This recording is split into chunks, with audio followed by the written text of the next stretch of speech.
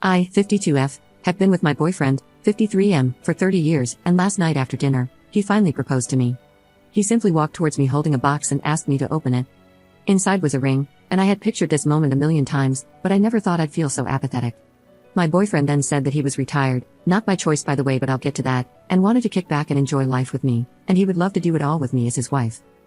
It was a nice speech and all, but since the 5-year mark of our relationship, I had been expressing my deep desire to get married, but I was consistently dismissed, given empty promises, and gaslit. We had been through the gamut with therapy, and one counselor implied that my efforts in getting him to attend therapy meant nothing if his mind was already made up. I was in denial about the fact that he was merely giving me the false illusion of progress to stall. Then let's also talk about the fact that we have 4 kids together. The oldest 3 are adults, while the youngest is a 15-year-old girl, who was sleeping over elsewhere when this all occurred. All of our kids attended a private school filled with typical Southern soccer parents. I had to endure jabs from PTA moms about not sharing a last name with my kids. The preteen years were hell because other kids would taunt mine by saying, "Your dad would rather sin and go to hell than marry your mom." My boyfriend's mom would tell him that marriage would be selfish on my part, that it's just a piece of paper. My boyfriend ended up rising through the ranks until he became an executive. I was a stay-at-home mom, so I felt like there was always a power imbalance, exacerbated by the fact that I could be dismissed any time. I partly stayed because I wanted my kids to have the best life and because I felt lucky and proud to be partnered with such an intelligent, successful man, but also because I loved him. These past few years, my boyfriend's career has taken a downturn. He will never be poor, but the company he was part of took a nosedive during 2020, and he made enemies out of associates and board members. He decided to step back from his role and accept the generous severance package they offered. Now, he is living off his investments and wants to relax. I did not like how his career ended and how he treated people. I had been deciding whether I wanted to leave and find somebody else after our youngest turns 18. So, the proposal was a shock because I hoped that he noticed I have been avoiding conversations about the future as of late. He rattles on about downsizing our house so we can travel and also cutting back on our other expenses, but we're not married so it's all his money and house anyway. He noticed my eye roll and was offended. He asked what was wrong, and I said that suddenly, now that he's downsizing, I'm good enough to marry. He got mad and said that now that he's downsizing and no longer an executive, I suddenly think our relationship is disrespectful, and started implying that I was a gold digger. I was so angry that I walked out and said I might just go out looking for a respectful relationship because I don't know what respect is anymore. Am I really in the wrong here? Update 1. At the time of my original post, my boyfriend and I had not spoken since the engagement fight. I've been with him long enough to know that when he closes the bedroom door before I get in, that's a signal for me to sleep in one of the guest rooms, so I did that. However, this morning I broke the ice. I told him about how dismissed I felt over the years. I also mentioned that we are both in our 50s, and these last few years have taught us that people at work who kiss the ground you walk on one day can easily turn on you the next. And true partners in life are valuable and hard to find, so I wished he'd treat me like I'm valued. Instead, he treats me like he thinks someone prettier, better, and just as loving is always around the corner. I apologized for the eye roll but told him that if he wants marriage, I want a quick committed timeline and genuine happiness from him to be marrying me. I don't need a big party. He listened to me and finally asked if this was about the money and security. He told me that being an executive's girlfriend required certain things of me, but if I wanted to work, I could have. He said he doesn't think I'm grateful enough for the position in society I was in due to his career.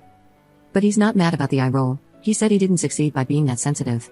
He went on to say I was not his prisoner, so I can leave at any time, but to remember, he won't tolerate being made my prisoner either through manipulation. He said that, for what it's worth, the engagement ring is mine and I could do whatever I wanted with it. He will also not be accused of not providing for his daughter, so rest assured he won't shirk child support, but he felt what I said before was emotional blackmail. So, he no longer wants to go forward with marrying, but says if I'd like to travel with him, that's fine. His traveling is non-negotiable, so if I wanted to get a job, it would have to be remote. It was a sad conversation, and I spent a few hours alone after that. I felt I had nothing to lose, so I just asked him if he would support me in getting an associate's degree, but that most associate's programs for technical careers were in person. He then said that if I wasn't traveling with him, don't be surprised when other women want to satisfy his urges in bed. I was astounded by his callousness because he's back to a take-it-or-leave-it attitude. We fought again, with me saying we're all feeling the effects of age, that I've supported him through health issues, and if he thinks he can just find somebody who has the loyalty I've shown him, he's wrong. At this point, I'm looking for ways out. I can't say I haven't been tempted to say I'll travel with him and try to get a remote job, but I also realize how resentful I am that he continues to need to have the power in the relationship. I don't think I'll ever truly know my value, but something tells me there has to be something better out there, at least in a partner. Update 2. It's been over a month since I last posted, and my life has changed drastically. I really wish this update could have been positive. I'm not doing well, but what remains is hope.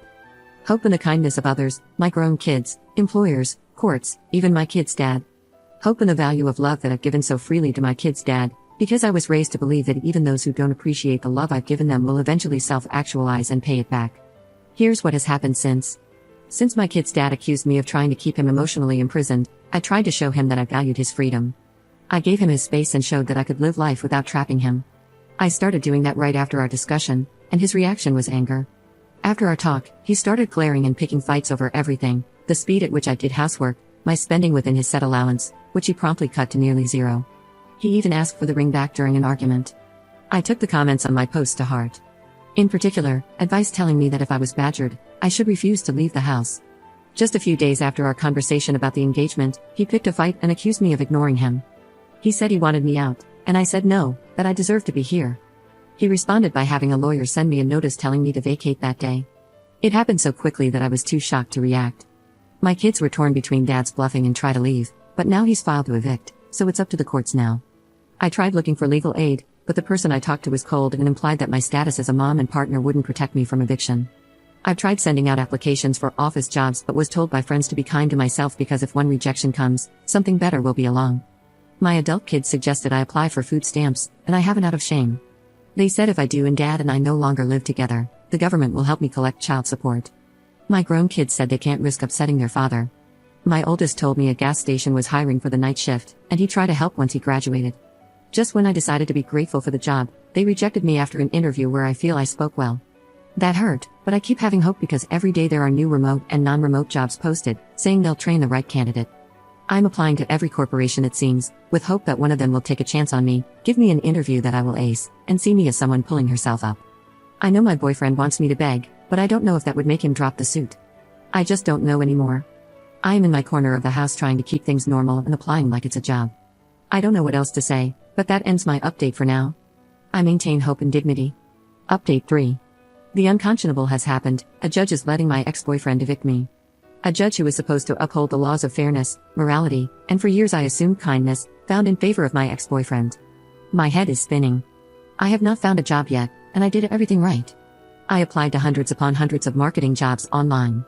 I've gotten 3 responses, but those responses asked me to download communication apps to do the interview, and their instructions are so hard to understand.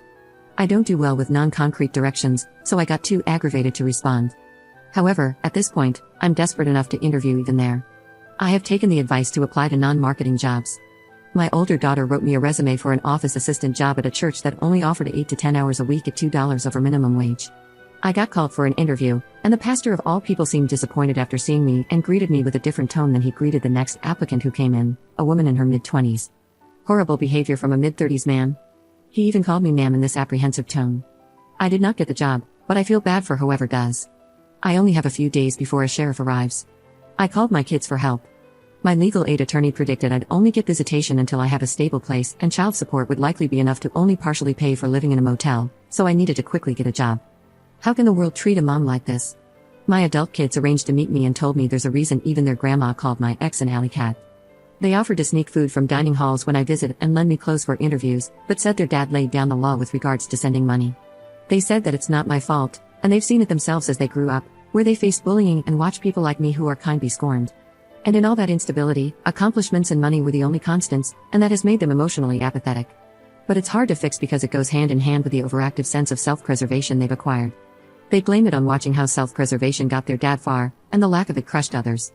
I was able to sell the few things that my ex did not bother to claw away from me, and I have enough to book a room at a motel for about a week, but after that, I don't know.